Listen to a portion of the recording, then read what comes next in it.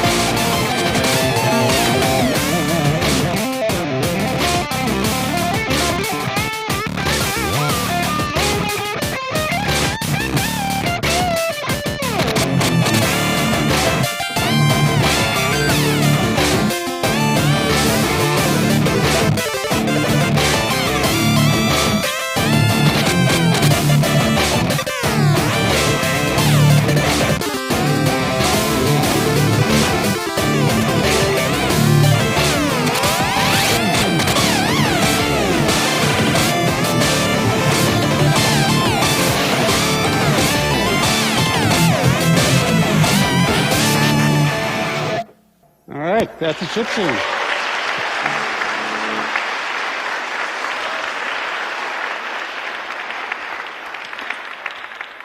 Thank you, guys. Now, for me, that is me playing a new modern original chiptune made with the Game Boy hardware. I also play guitar over the top of it because I feel naked without a guitar on stage. It's just, that's the way I do it.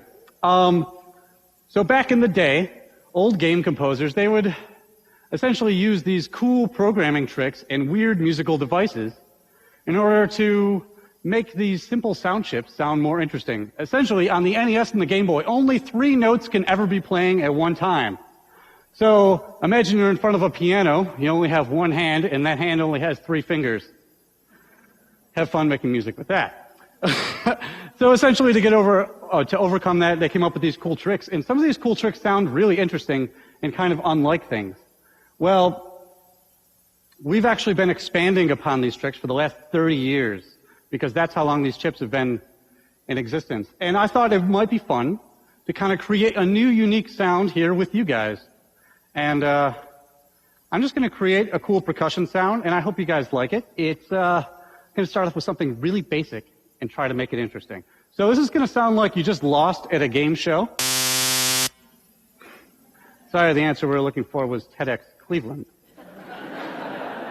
So I'm going to try to make this into something usable musically. And in order to do that, I'm going to start messing with it.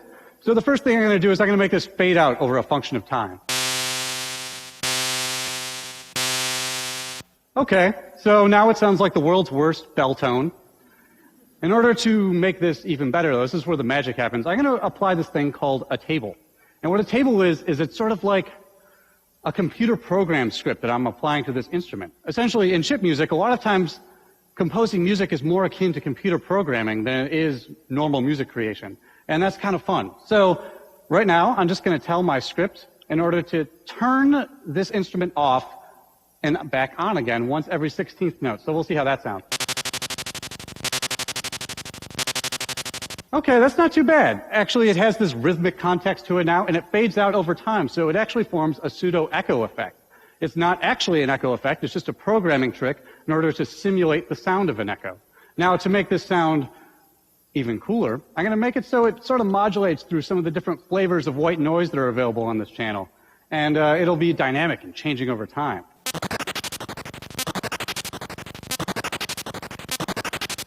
Okay, so that sounds pretty cool, and I would use that in a song as a percussion device. And if I wanted to make it sound any different, now I would go and change the rate of the modulation, so now it's happening once every 64th note triplet, for those of you keeping score. And so now I've got this cool sounding percussion device made just from a simple little white noise, and just through some clever programming I was able to come up with something that sounds pretty rich, textured, and very quickly. In fact, it would be very difficult to create that exact sound on any other platform other than this or a similar sounding sound chip. And it's because of the approach that it has that uniqueness to it. Now, I want to show you about a completely different approach, and I want to talk to you about that. That approach that I use sometimes when making chip music is to emulate the sound of more traditional instruments. So the first thing that I ever tried to emulate when I was making chip music was to emulate the sound of a screaming guitar solo.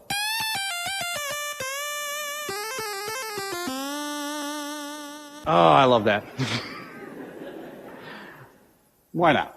So here's the thing, is when I went to go do that, I thought, oh, I'm a guitar player. I just, input what I'm doing on the guitar and it'll do that thing on the Game Boy.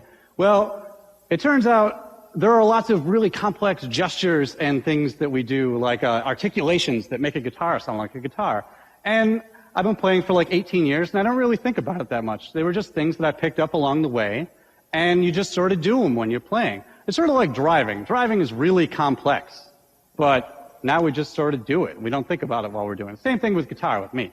So in order to make music on the Game Boy that sounded like a guitar, I had to turn all of these articulations and gestures into quantifiable data that could be manipulated. And that made me think about what I was doing when I was playing way more introspectively than ever before. And there was a result of this.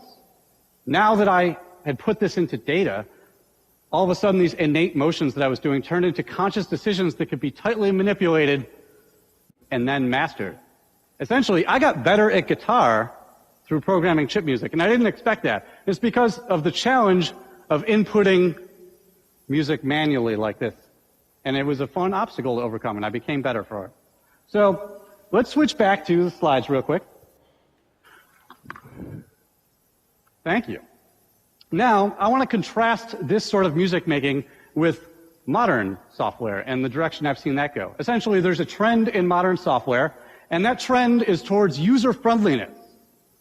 What they do is they create these amazing presets, look fantastic, and they sound fantastic, and they make it so people who don't know what they're doing can use the software. And this is good for software sales. Essentially, they want to sell more software. Well, we encounter these presets in our life. This is a screenshot from my iPhone. This is a photo that I might upload to any sort of social media. And I have 9 options of which to manipulate this photo. And the way this is created is somebody who's actually good at photo manipulation came up with these one-size-fits-all algorithms in order to really enhance all of our photos. And this is a good thing, and I use this all the time. It's a triumph of design. But the problem is when these sorts of presets make their way into professional tools. So this is a screenshot from a piece of audio software that I use all the time. And you can see it's highlighted heavy guitar process, and the 2 parameters you have to move are aggravate and smash, because heavy guitar should be as smashy sounding as possible. And this is actually a really powerful, amazing piece of software, and I've been using it for years, but the latest versions have had this focus on easier to use presets, and I've been noticing this trend in software. And they want to make it so anyone can use it. And this is a good thing. But when all you do is move the aggravate fader, you don't learn anything about the EQ curve being applied to the signal. You don't learn anything about how the dynamics are being affected by a multi-band compressor or any of the other wizardry that we use as audio engineers. Essentially, your learning process is stunted. And this is the path of least resistance, and this is what I've been seeing increasingly. And essentially what this creates is a homogenization of our products, especially when it comes to arts and crafts and anything related to that. So, in contrast, the chip scene, it isn't a response to this. It's just something that stands in stark contrast. We pride ourselves in learning across multiple disciplines. In fact, in the chip scene is probably the only music scene that I've ever been a part of, and I've been a part of a few of them, where they actually regularly hold workshops before events and festivals, because we like to teach each other things that we learn across the way. It's kind of incredible. And I just want to say that I'm consistently inspired by chip music. People come up with these new sounds that I've never heard before on platforms I didn't even know could be a platform. And when I made chip music, it challenged me in a way that making all these other kinds of music never challenged me. It's because I overcame those obstacles, I actually became better at music and better at my craft. And so when we follow the path of least resistance with the things that we're passionate about, we end up settling for mediocrity.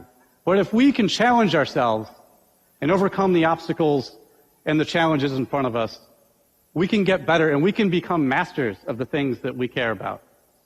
And my name is Danimal Cannon, Dan Behrens. I'm a musician, a chip musician, and for doing so, I'm actually better at music, and I learned a lot about myself and the whole process of making any kind of art or craft. Thank you, guys.